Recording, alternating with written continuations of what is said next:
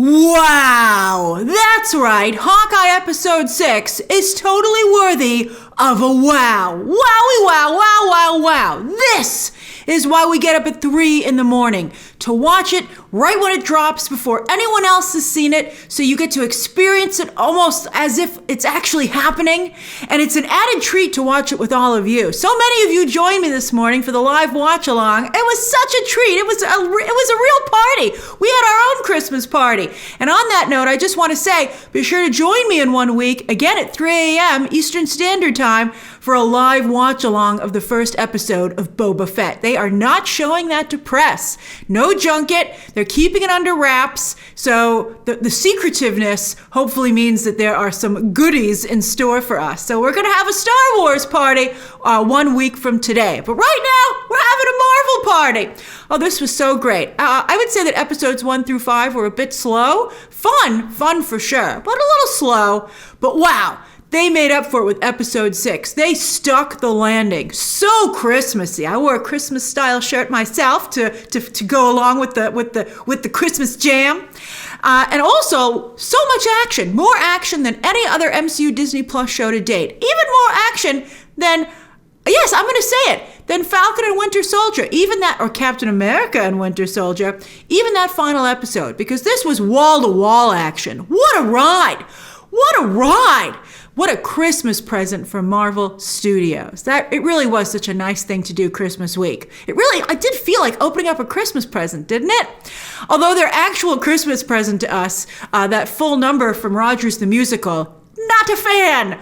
I know a few of you liked it, at least during the watch along, and hey, all due respect, I'm not a big fan of musical theater, as many of you know. That was just like nails on a chalkboard to me, quite frankly. But it was cute that they did it, and I'm sure Mark Shaman appreciated being featured. They're like, hey, we filmed this whole sequence because they chopped it up and put it in the first episode. They're like, why not let everybody enjoy it? It was Agatha all along. I did not think it was at the same level of that. I think that's maybe what they were going for, but I don't think so. Now, on that note, first I want to touch on the only 2 things that didn't quite work for me this episode before we talk about all the awesomeness. So much awesomeness. Yelena's braid! Yelena's braid! We got a lot of hair to talk about in this episode. All right, so anyway, speaking of hair, in the opposite direction of that, I did not love Kingpin here. I'm sorry. It was, of course, fantastic to see him again. It's been 3 long years. It seems like much longer, doesn't it? I couldn't believe it was only 3 years. And it's a nice touch that we get Kingpin and Daredevil joining the MCU in essentially the same week.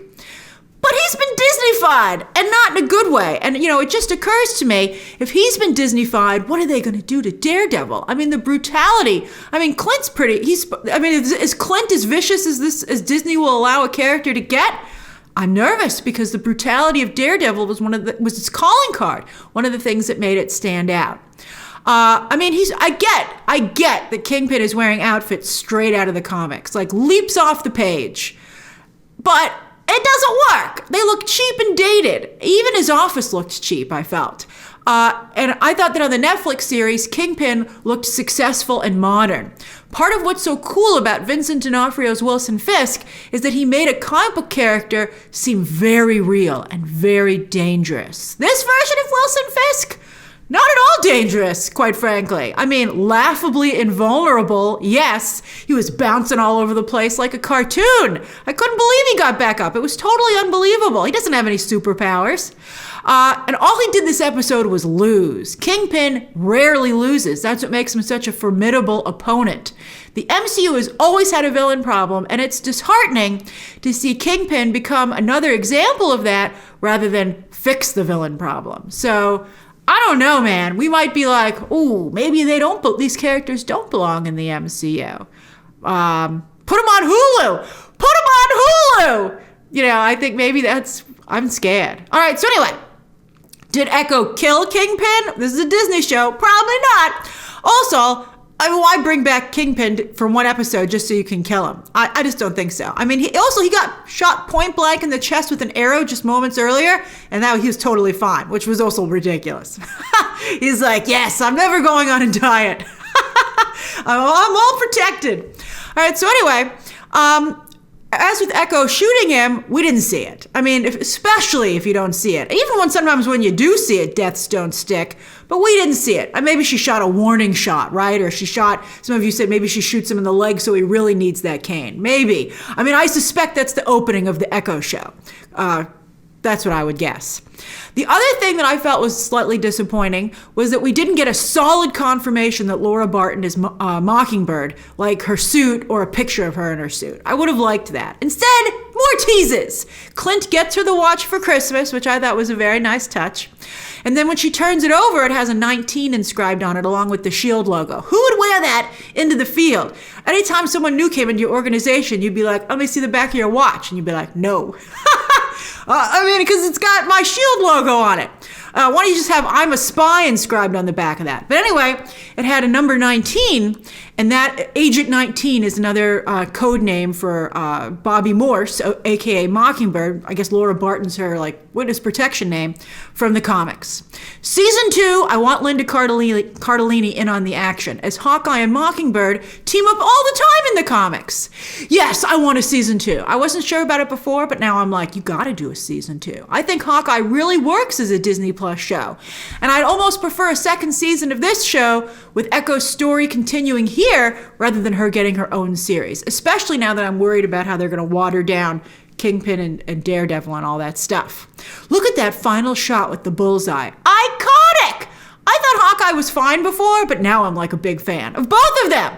Will they both be called Hawkeye, like in the comics? Clint says he has an idea when she's coming up with alternative names for herself, and then they cut to the Hawkeye title. So I guess that's what they're trying to say. But every time in the MCU someone now says Hawkeye, they're going to have to clarify who they're talking about.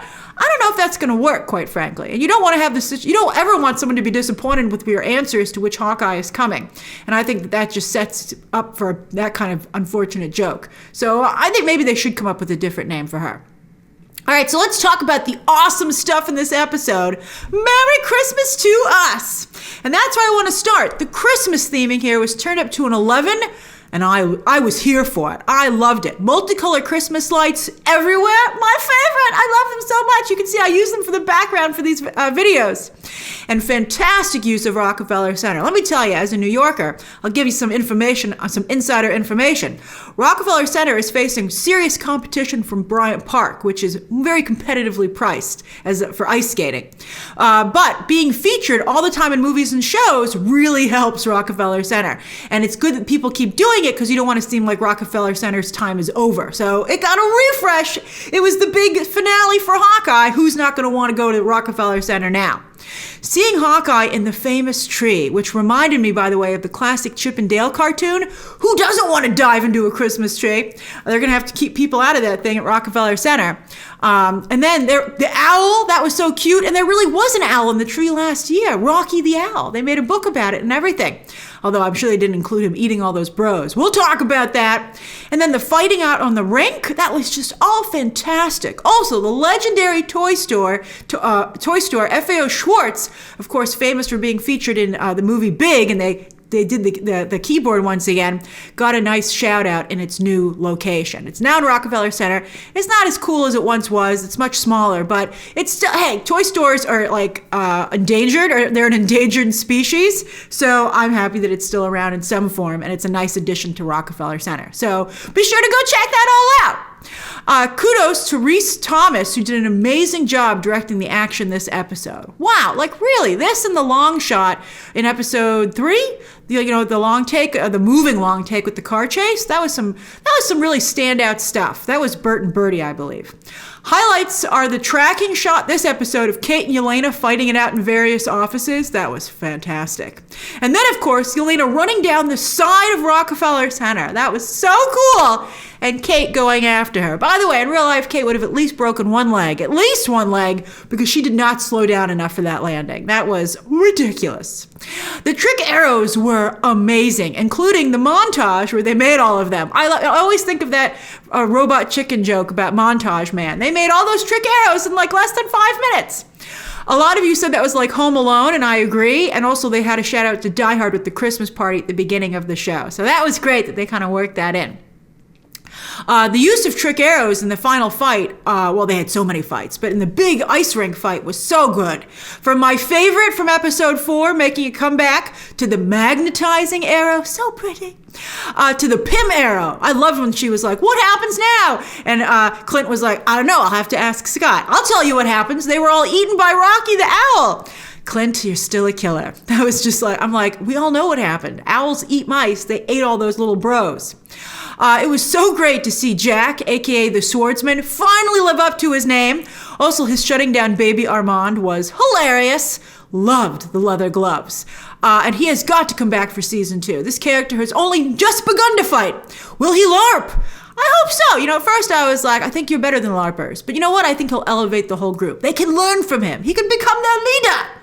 Thank goodness they didn't dress the LARPers, by the way, in Hawkeye colors. I was like, oh, don't associate yourself with my brand. And call themselves like the Hawkettes.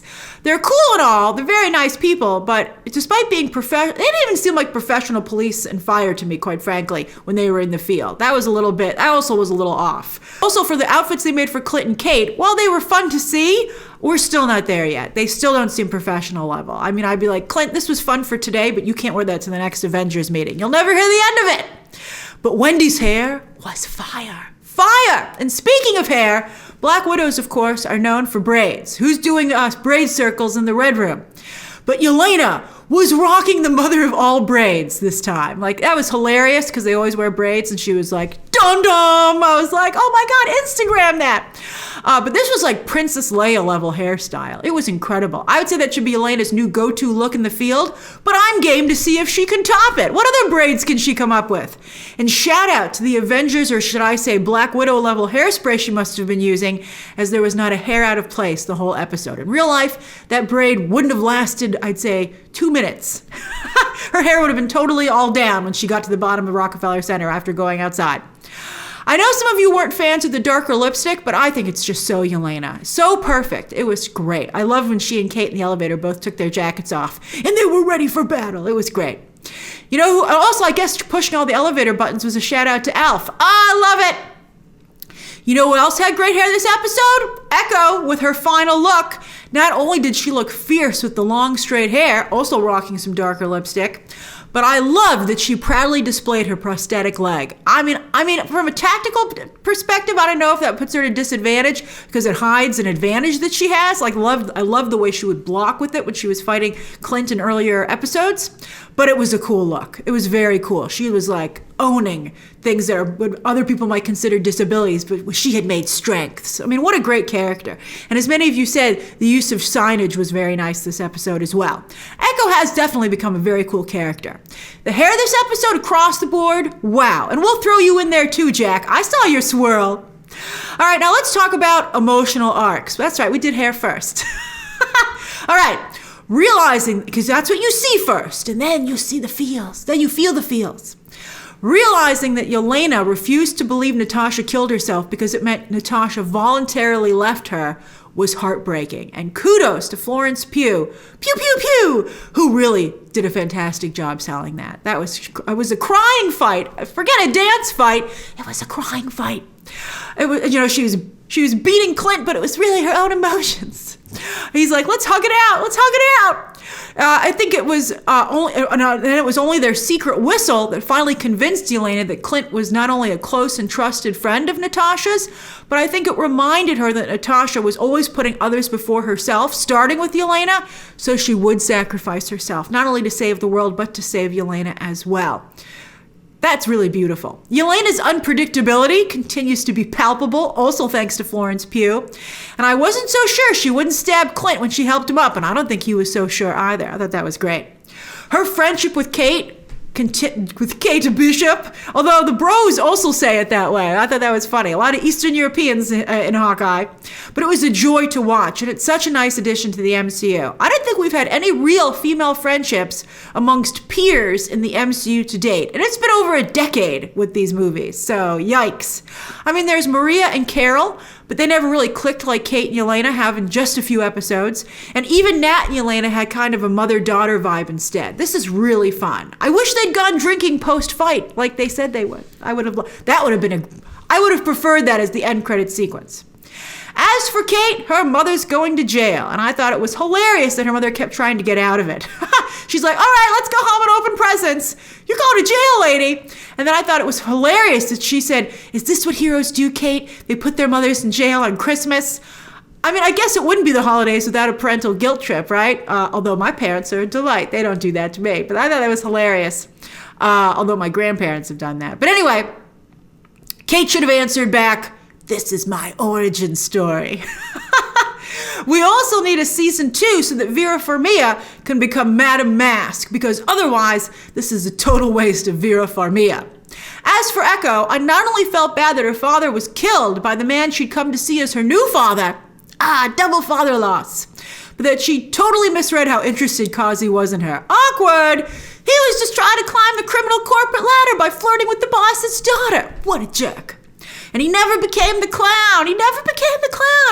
But she made him cry. All right. Finally, let's talk about Clint, because it is his show. Ha ha. And he had 2 great moments, I thought, this episode in particular. Although I always love when his arrow deploys, right? But anyway, Kate's speech. No, but seriously, she really perfectly summed up why he is a hero. Talk about a Christmas present. He's been questioning it the whole season. And I think she finally put a bow on that. And his present to her is finally seriously acknowledging her as someone who's very skilled and could someday be at his level, and that he's willing to train her. That was great. That's another reason we have to have a season 2. I gotta see the training. And speaking of presents, his second great moment was when he came home for Christmas, complete with gifts, and which included some new family members. Oh, I love that. Clint really is a great dad. And it's moments like that you can see why Natasha made the choice that she did. He's worth saving for all the people that he saves. Oh, the feels! Yeah, I'm not just talking about civilians, but he's a guiding light to so many heroes and villains and anti-heroes, right? Clint's turned more villains into heroes than anyone else, right? They're like, should we arrest them? I don't know. Let's have Clint talk to them for about 5 minutes and see if we can't turn them. But he's helped a lot of people out of the darkness. So Natasha was willing to go into eternal darkness for him. It's beautiful. Whew, I truly hope that he and Yelena become friends, by the way. He might be afraid she might kill him, but I would like them to become friends. I agree with many of you. Part of me wished she was in the car too when coming home for Christmas, but I think he still doesn't totally trust her. But he can become a brother of sorts now that she's lost a sister. I think that would be really nice. She knows she can trust him because Nat did. So now that it's done, what did you think of Hawkeye? Season 1, hopefully? What did you think of this episode in particular? How did you think they handled Kingpin? Are you a little nervous for Daredevil now? Do you want a season 2? And what did you think of Rogers the Musical? Share your thoughts down below, subscribe today, and Merry Christmas!